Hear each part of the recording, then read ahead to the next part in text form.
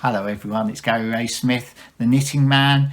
Welcome to episode 6 of our podcast, How to Knit a Fairisle Jumper Off-Piste Part 2.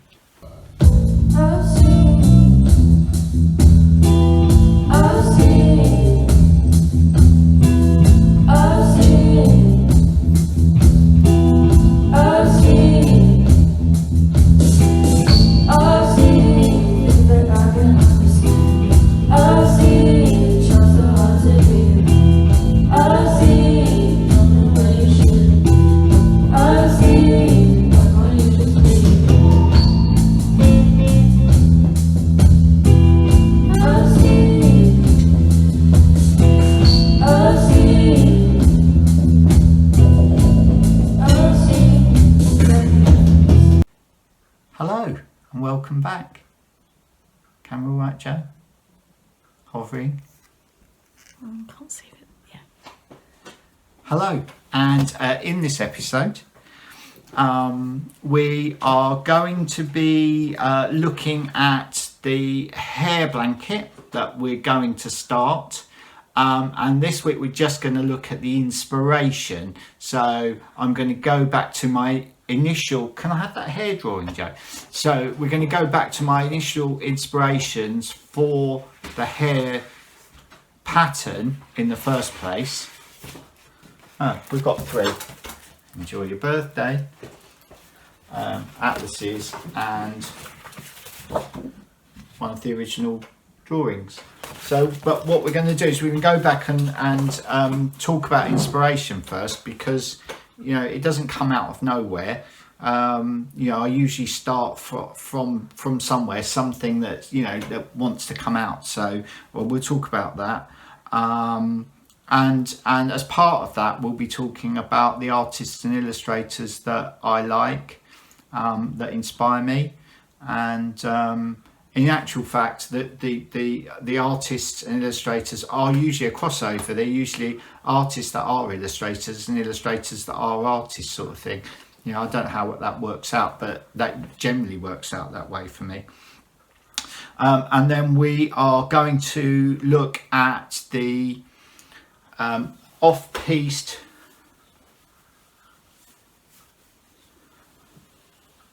you can see that. So the off-piste fairisle that I started last week, as you can see there, I've finished the rib, and I've swapped over at the end of the rib. So I swapped over onto my new Likes, and if that's how you pronounce it, and I'm going to show you where I am with that, and I'll probably do a few rows of that, because people have said last week, oh, you should have showed us how you're knitting it.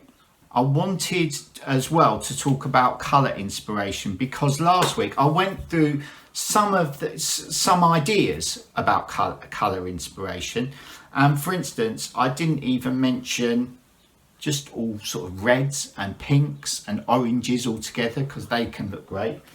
And I didn't mention just like 2 colours.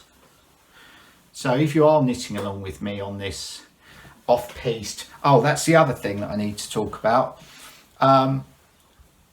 We're setting up a hashtag on Instagram, so if anybody wants to join in this off-piste knit, and the hashtag is off-piste knitting, and so I checked that hashtag out this week. I could do writing that down, Joe. Have you got a Sharpie there? What have I got? So I might have one. So I checked it out this week, and there are a few, I think there were like 19 hashtags of off-piste knitting, but they were mostly mine. So I thought, no, we'll use that one, and then we can all see what we're all up to. So if you go on Instagram and you want to follow along with this one, it's, see that all right? Hopefully you can. Hashtag off-piste with an E on the end, knitting. Something amazing happened on Monday night. We put out 5 videos and we've been live now for 3 weeks. And on Monday night before I went to bed, I was watching our subscribers, and we were on 991. I couldn't keep my eyes open any longer, so I went to sleep. And then I woke up about 2 o'clock in the morning, and I looked on my phone, and we were on 999 subscribers.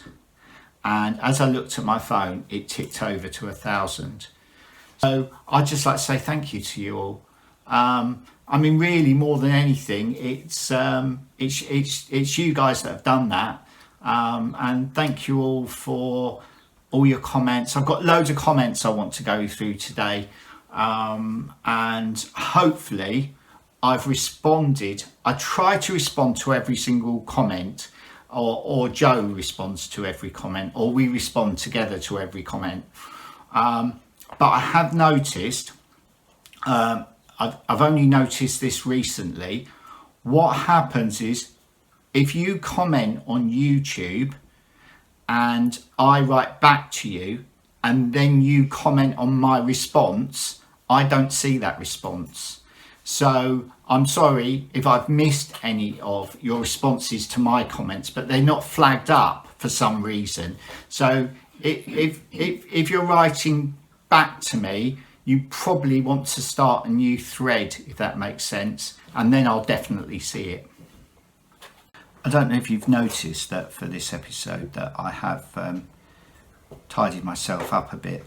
Last week I did a little bit of filming while Mrs. Smith was out, and when she came back she was horrified that I was wearing a shirt that was unironed and that my hair was a real mess.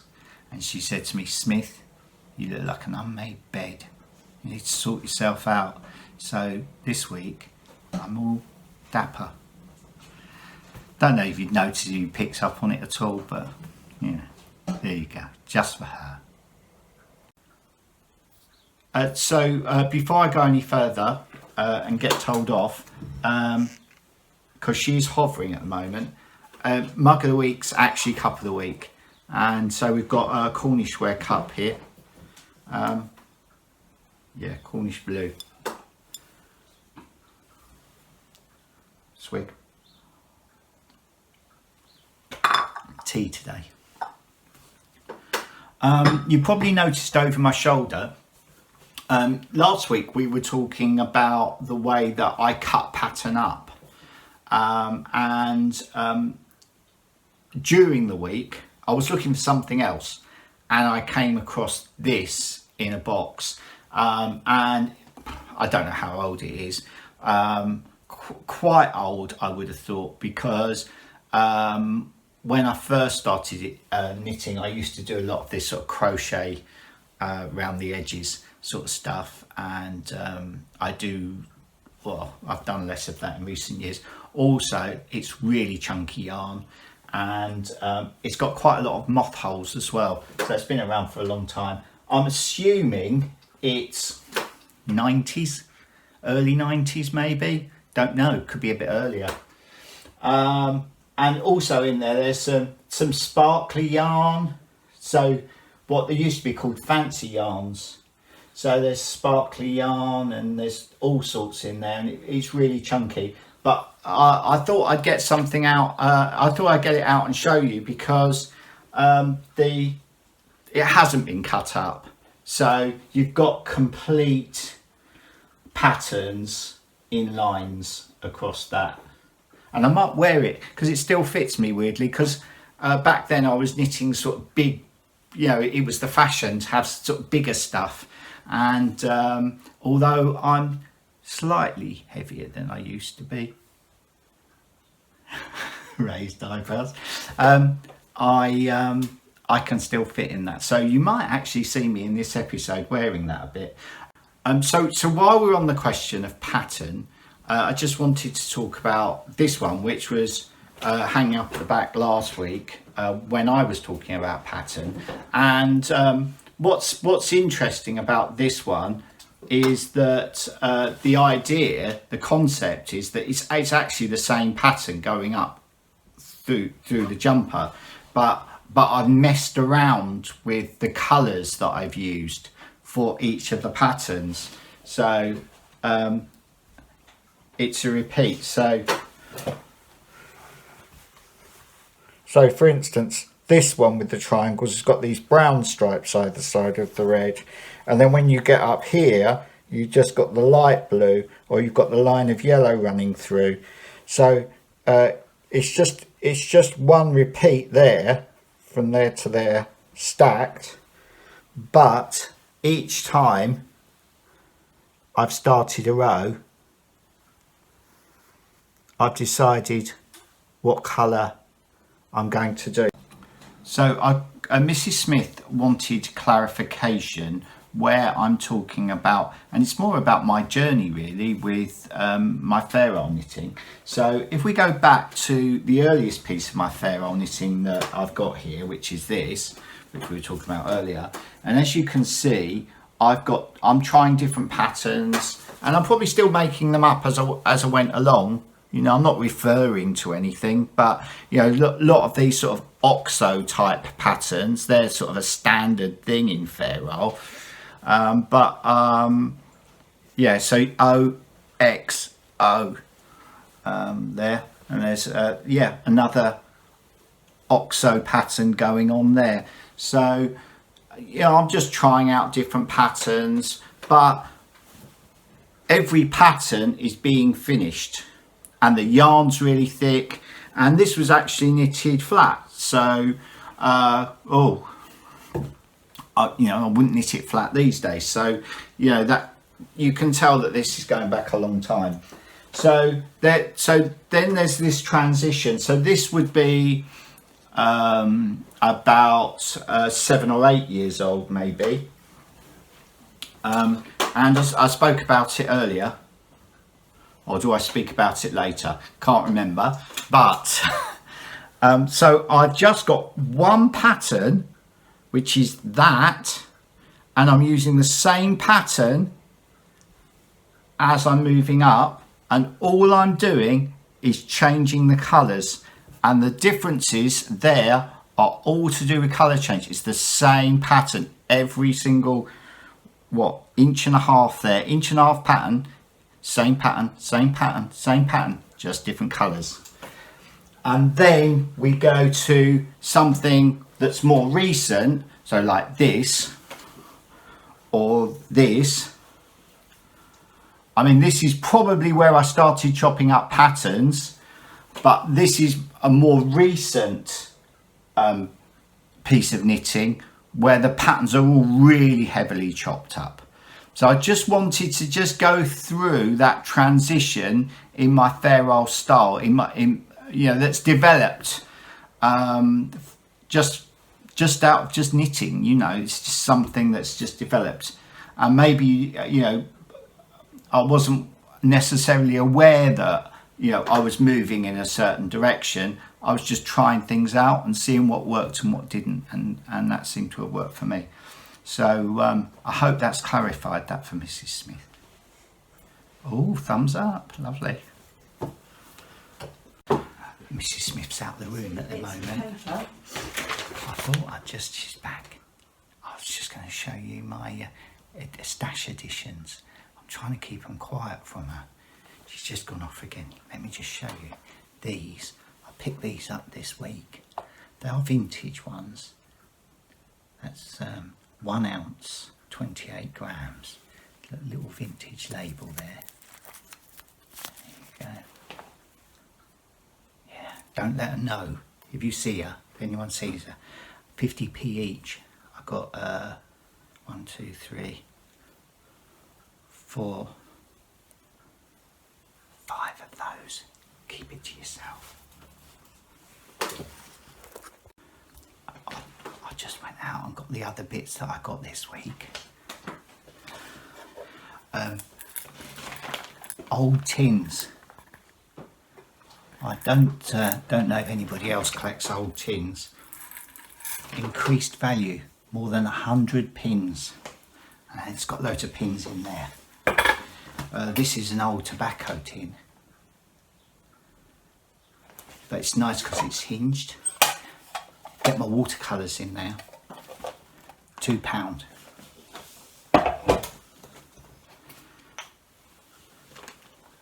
Darning mushrooms, 1 gold, 1 plain wood, £2 each.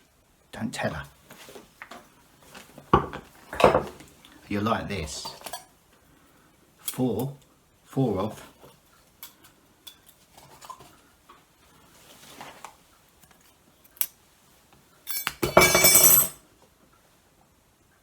Needle sizes, old sizes.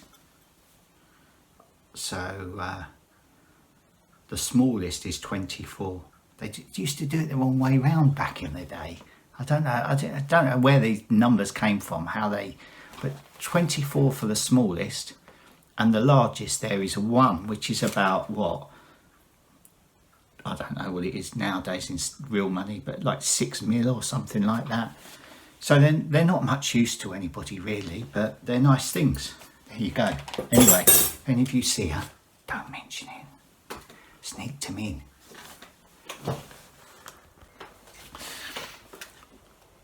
So here are questions and answers. And this week I've written all of the questions down myself, because I don't know if you remember, but last time I did questions and answers, Mrs. Smith, she snuck one of her own little questions in there, having a little dig about my yarn stash. So this time I haven't let her do it. So the first question is from Sue, and she said, could you talk about the general construction of the vest, which is this vest, the new vest? Is it knitted bottom up? Yes, it is. And is there any steeking involved, and what happens at the armholes, etc.? Okay, so is there any steeking involved? I don't think so. At the moment, I've not really decided. I'll probably decide when I get to the armholes, but I think I want to do it without any steeking. So, and generally, a lot of what I do these days, I try to do an integrated rib, which sometimes works. I mean, this one worked perfectly, the integrated rib on this, but this was like knitted in a DK weight. So I was really happy with that. But sometimes it's difficult to get it to, for this section, this section wants to curl round a little bit. I might do something like that, an integrated rib, because it's easy, it's all done, you're all finished. But the answer is I don't know the answer yet. I might even try to do something new that I haven't done before, because I like to experiment all the time. I always want to try and stretch myself when I'm knitting. So yes to bottom up, probably no to steeking. So when we get to the arms, we won't be knitting in the round anymore. Once we get to the armholes, it will be backwards and forwards, knit and purl up to the shoulders. And what I'm going to do around the armholes, I'll decide later. The next question is from Marcy, and she says, I used to go to a bar in a basement near Westcliff Station, but I can't remember what it's called. That was called the Swag Club. Sharon, she says, standard graph paper, won't it distort the picture somewhat, as knit stitches across and rows are different? And knitting graph paper takes that into account. And I think she's talking about cat chart there, but I'm not sure. So yes, it does. I think I was talking about when I went on the Jamesons last week, and I think that they were talking like 30 stitches to 32. So it's not massive, so you wouldn't really notice. I did think about it though when I was actually drawing the cat out, and I made him slightly more chubby, thinking that he would slim up a bit. So I did actually think about it, but I mean, to be honest, the difference not massive.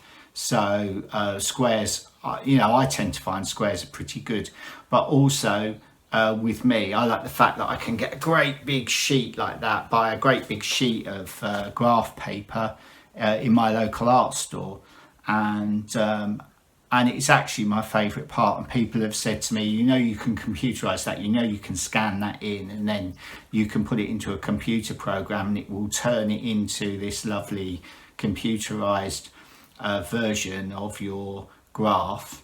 And I thought, well, that's my favourite bit. It takes me 2 to 3 days just filling in all the squares with paint, and I like to use watercolour paint. So it's like a 3-day process for me, and I just love it. Because what tends to happen is that on those days I get up really early, like 5 o'clock in the morning, and start working, and then sort of people just start to disturb me at breakfast time, and then I carry on a little bit, and then stop about lunchtime, and then pick it up again in the morning. But I do it over a 2 to 3 day period, and I just love getting lost in that. Trudy says, you carry the carrying yarn with you on every row, even if you aren't knitting the colour. Is this correct? So yes, if I'm knitting fairisle with 2 colours, and say it's black and white, and the white's not used in that row, I will carry the white with me across the row. And the reason that I do that is because you would think I wouldn't do it, because I'm quite lazy. I try to be as lazy. I try to make things as simple as possible for myself. But the reason that I do that is because once I did do that. I did not carry the yarn across the row for one row, and the rest of the garment had a double thickness, and that one row didn't. And it created a weak point along that row, and it was almost like there was a fold there, and it was like, oh, you know, it's one of those things that you look at and you think, oh, I wish I'd have just done it right in the first place. So it's one of those things where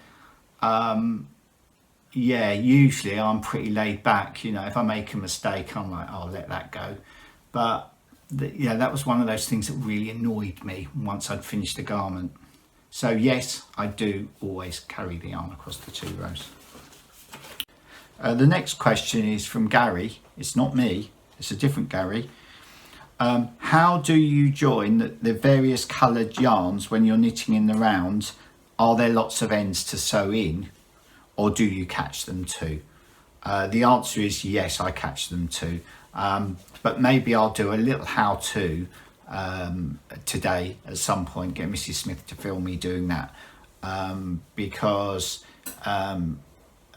I'd use that if I was just doing intarsia or something like that, or if I was just knitting one colour, I would still knit the ends in as I go along, if I had a join. So I'll do how I do that later on in this episode. Donna says, I have been knitting for 50 years, but I've been reluctant to try something out of my comfort zone. I have followed you on Instagram on recommendation from my brother. You've got a very nice brother there, Donna. As of yesterday, I started to make a vest. Well, that's brilliant. That's what we're here for. That's what we want. That's what we want to encourage people to have a go at stuff, because you're not risking anything. And they're only stitches.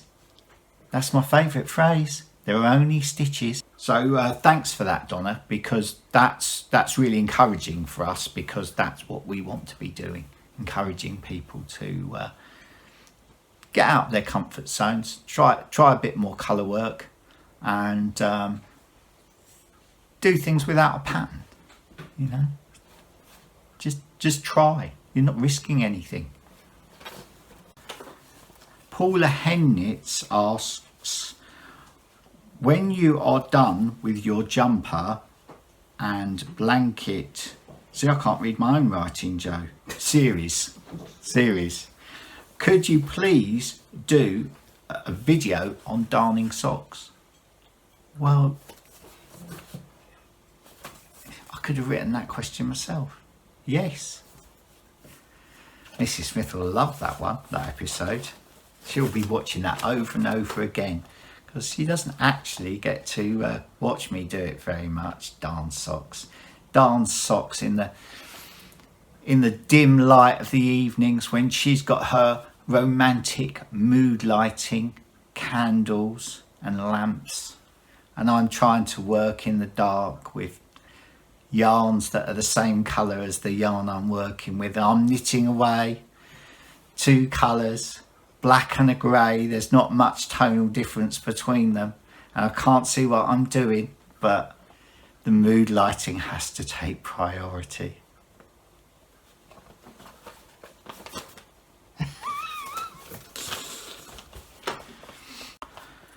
Sheila says, can you do a blanket pattern without the steeking, please?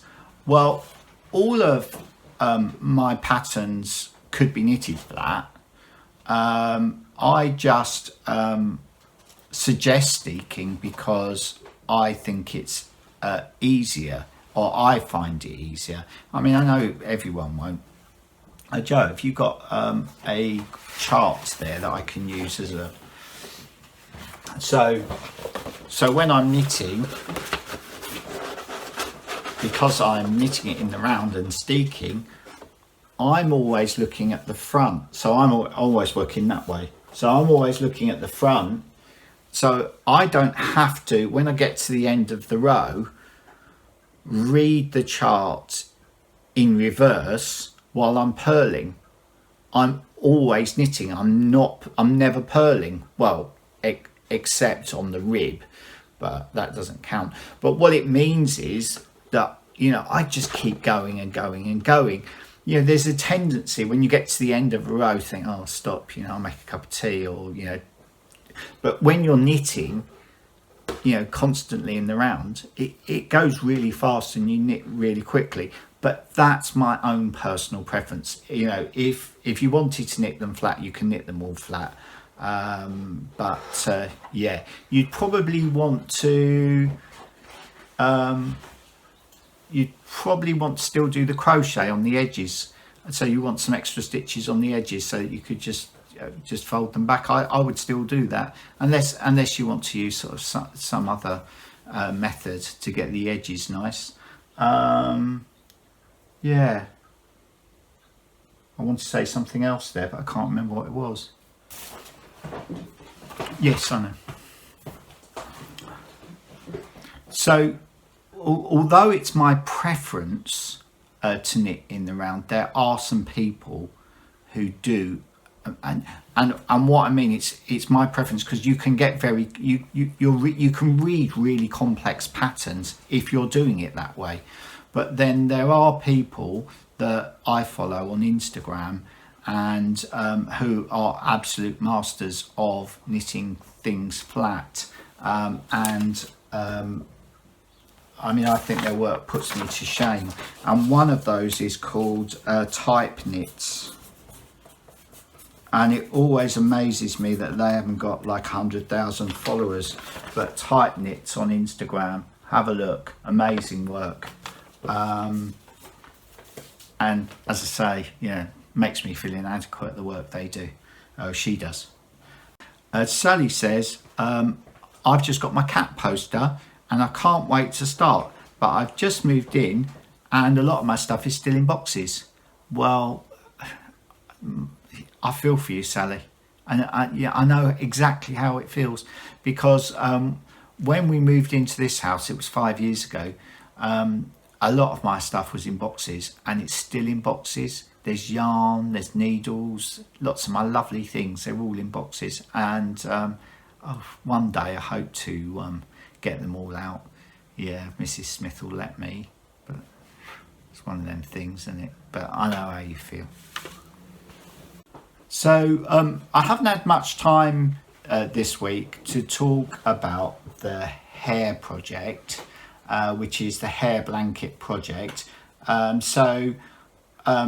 Because this week I'm doing lots of talking about the fairisle project, and so but I did want to just kick off at this point and just talk about the inspiration. So the original inspiration for the hair drawing.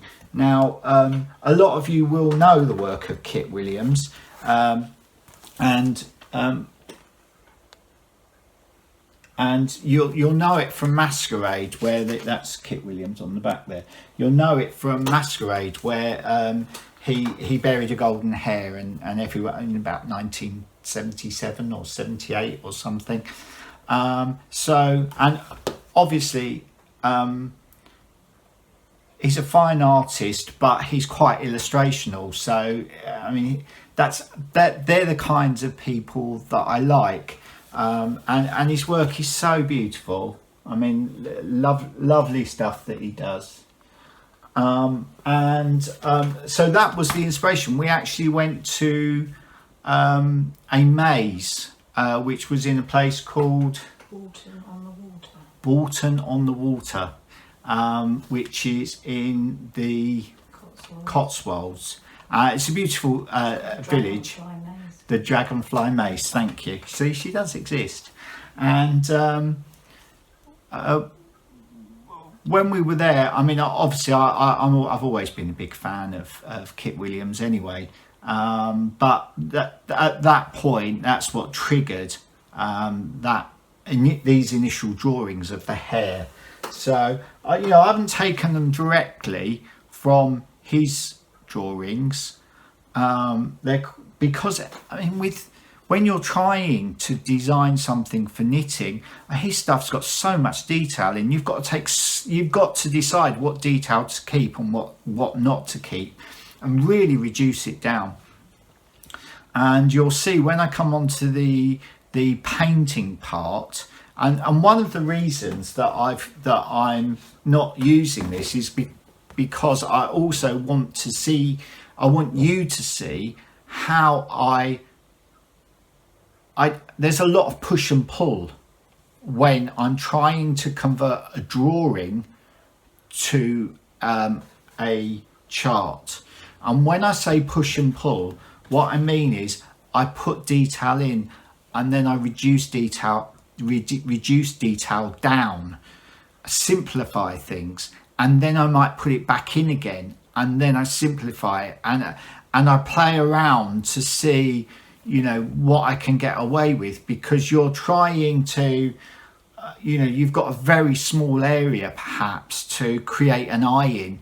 You've got, I don't know, 5 by 5 stitches or something, 25 stitches to create the eye that you want to create.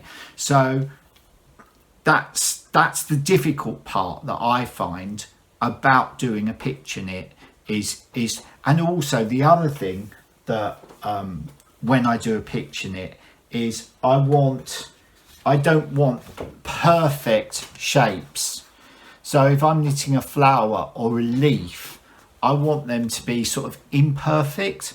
I want I don't want them to be like a standard leaf shape or a standard flower shape.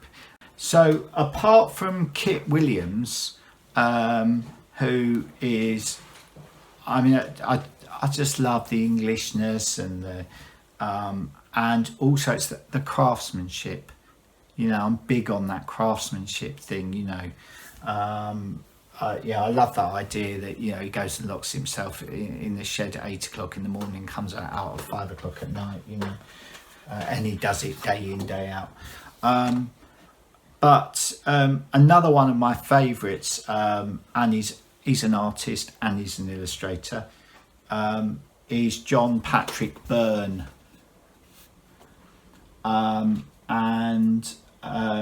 you will have seen, so he did lots of stuff. He's done a Beatles album cover that was Beatles ballads, and he's done, so he did quite a lot of album covers. Jerry Rafferty, obviously that's Jerry Rafferty, part of Steelers Wheel there. Well worth a look. Both these people, well worth a look on YouTube. So let's write that down. John Patrick Byrne, Scottish artists. Worked closely with Billy Connolly. Obviously Billy Connolly was in the Humble Bums with Jerry Rafferty, and he did a few Humble Bums album covers too. And Kit Williams,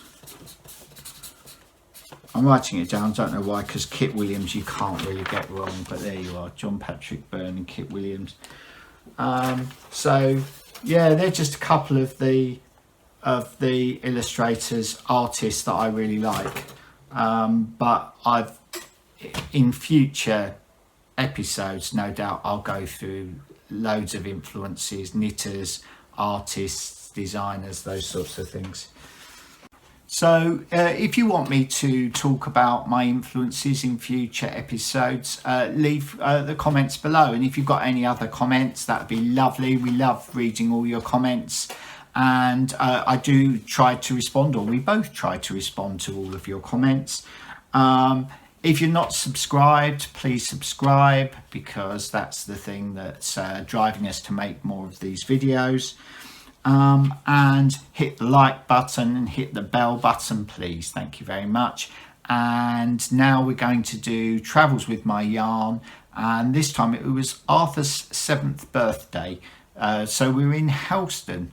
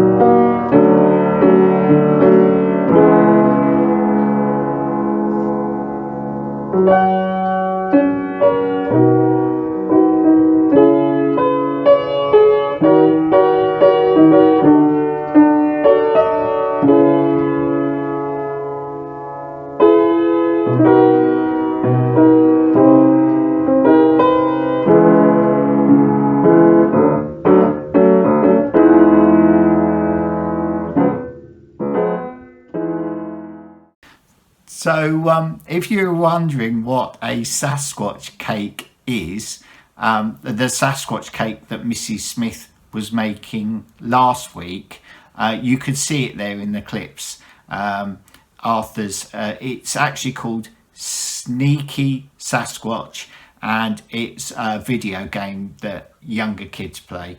And Arthur was actually, that was on the TV there. So when he had the cake in front of the TV, he had Sneaky Sasquatch on the TV. So I don't know if you noticed there that generally what they do is that they put me into a corner and I just knit away while they get on with whatever it is they want to do. And so they were having a party. I think all the grandchildren were there. So I think you might have spotted 7, Joe. 7 of them there. I keep getting asked about our theme tune, which is by my daughter, our new theme tune. I think we started doing it in episode 3, and it's by my daughter Kitty. And I've asked her if there's a link to it so you can listen to the whole thing, because I've had so many people ask. So apparently at the moment it's on SoundCloud. Which doesn't mean a lot to me, but she's given us the link, and we're going to put the link in the description of the episodes that it's on. So if you want to hear the whole of that piece of music, it's going to be there. But the other thing that she said as well is that she would make a YouTube video of it as well. So when she's done that and she uploads it, I'll let you all know again then, so you can see lovely pictures of her too. And now we're going to go to how-tos. Quickly for, I thought I'd do a quick how-to. How to make a free stitch marker. And there I have an old bit of yarn, and there it is, free stitch marker. So you don't have to buy fancy stitch markers, you can just do it like that, the old-fashioned way. There you go. Yeah. So you saw a little snippet of this earlier where I am with this vest, and I've come off of the rib and I'm onto the new needles, which I'm really enjoying, and maybe I'll talk about that in the next episode, because I really do like these. But what I wanted to show you, because it's difficult for you to see the colours maybe on this camera, is the transitions that I've done. So I've laid them out in front of me in order, and maybe if Mrs. Smith can just go along there, and then we'll come back to me and I'll talk about those colours.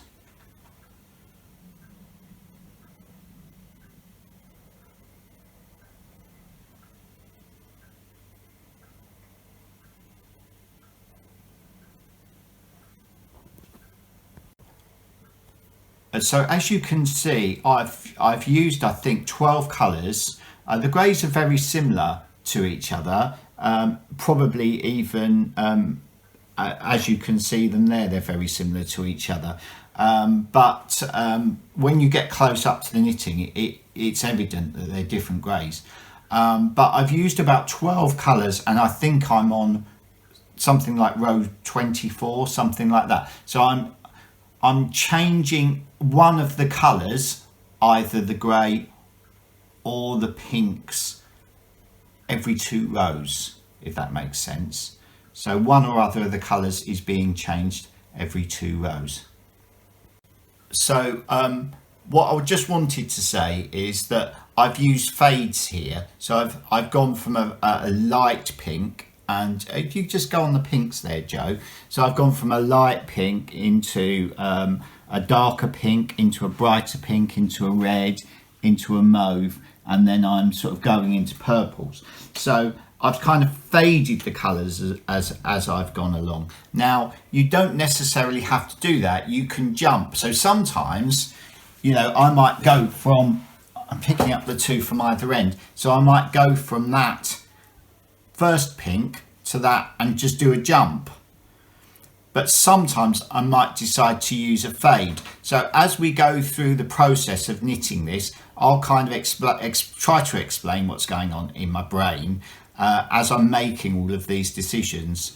But I think there was something that I said in the last episode which has kind of affected me, where I was talking about sort of doing some moody colours with pops, and I think that possibly that might be where I'm going with this, and that's the whole point of when you're doing something off-piste, that you're making it up as you go along, and you can change your mind, and you can go off in a different direction. I still might use all the colours that I picked earlier, but I might do them on a darker background, and then it's something that will be more wearable for me.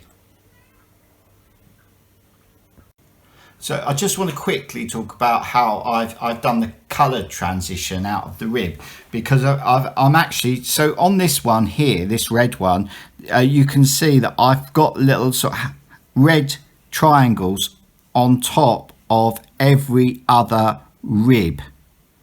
I don't know if you can see that. So with this one, I've got, and I've drawn it out for you, but so that's what it is. So if that red line that's going across there, so below that is the rib and above that is the knitting, I've made little points, little triangle points on every other, the top of every other rib. And I'll just show you that on there. I don't see how clear that comes out. So that's my transition finished. So now on the next row, sorry Joe, I'm moving it around, aren't I? So now on the next row, I'm going to change colour, and I'm going to keep the grey background, and I'm going to go into blues. So that's the next thing. We were just talking about how I'm like Keith Floyd. If you don't, you have to look him up, but he's on my face, no, down there on the pan. He's an old chef from the olden days. Right, so I've got to decide now. What I was thinking, just for ease, was that I'm going to do 3 of one and 3 of the other, 3 of one, 3 of another. So I'm going to go 3 blue, 3 grey. But I just wanted to show you here. I've taken the stitch marker out the way so that Joe can see what I'm doing. So I'm just going to join this. So that's the end of that colour. And I'm just going to join this blue in. So I'm going to knit the first stitch there. So that's that. I'm going to do 3 of these blues. So I've got all of this stuff, which I'm going to do the old trick. I'm going to lay it between the 2 needles like that. And then I'm going to knit that stitch. And then I'm going to knit past it on the next stitch. And I don't know how clear this is going to be because of the colours that I'm using. So I'm going to put it between there. Oh, I've knitted 3 of those. I want to knit grey. I want to knit grey for 3 stitches. So let's pull the grey forward. So I'm going to knit the grey first, and then I'm going to lay the colours between the 2 needles, and then I'm going to knit the grey. I've just caught that in the back. And then I'm going to knit past it. So that's 3 of those. Back onto the blues. So I'm going to go, and I've still got ends of yarn here, which I'm knitting in as I go along. So 1 of those, and then put all of the ends between the 2 needles, knit the blue stitch, catch the yarns, and then knit past it. And now I'm going to do it with the greys. So get the grey out, knit 1 stitch of the grey, put all the ends between the needles, knit the grey stitch, trap the ends, and then the next stitch and knit past it. So we've moved round so that you can see it from my side this time. So we're going to carry on knitting those ends in, but we've changed the camera angle. So I'm going to knit 3 blue now, and I've still got a bit of ends to knit in there. So get hold of the blue, wherever it's gone, there it is. So I'm going to knit the blue 1 stitch, then I'm going to put the needle in, and then between the needle I'm going to put the yarn ends and the carrying yarn. I'm going to knit the blue and trap the yarn ends, and then on the 3rd stitch I'm just going to knit past it. And now I'm going to change over to the grey because I've still got a little bit of ends there, not a lot, but I've got a bit. So I'm going to change over to the grey, move everything. Oh, I've lost that one. Right, there we go. So knit 1 grey stitch, put the ends between the needles, knit that, just trapping those yarns there, and then knit past it. Have I still got some left? I'm still going on that blue, so I'll carry on. So put the blue, I'm blue this time, so 1 blue, 1 blue, my carrying yarn and the end of that blue, trap them and then knit past it. And now over to the grey, because I'm doing 3 stitches of each. 1 stitch of the grey between the 2 needles, trap the blue, knit the grey and knit past it, and I've still got a bit of blue. So once more, knit a blue stitch, put the end in there, knit the blue. That's it, we're done. I'll probably just trim that bit off. And so it was a wild and stormy week here in Cornwall, and we didn't get out very much, and Mrs. Smith has said that next week we'll try to do our out and about. We'll be out somewhere sunny hopefully, and maybe on a beach or somewhere like that, or somewhere interesting. So that's something to look forward to for next week. I hope everyone's okay in the weather, the storms that have gone across the country this week. And that's it for this week. So please subscribe if you're not already subscribed, because that's the thing that makes us want to make more videos. Like this episode if you have enjoyed it. Comments, we love your comments. I love responding to your comments.